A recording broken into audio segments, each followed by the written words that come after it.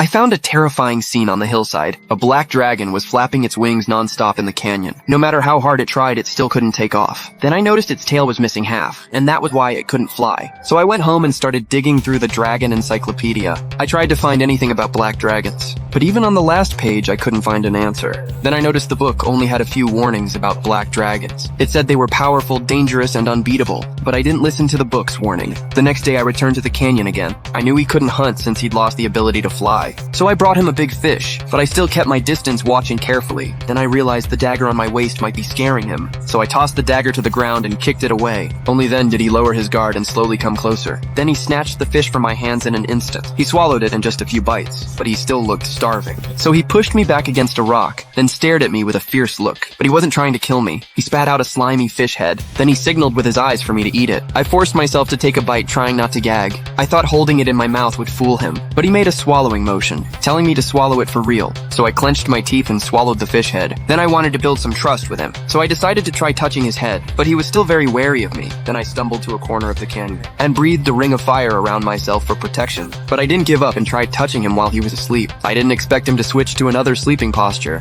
Then when he woke up, he caught me doing something mysterious, so he quietly moved behind me.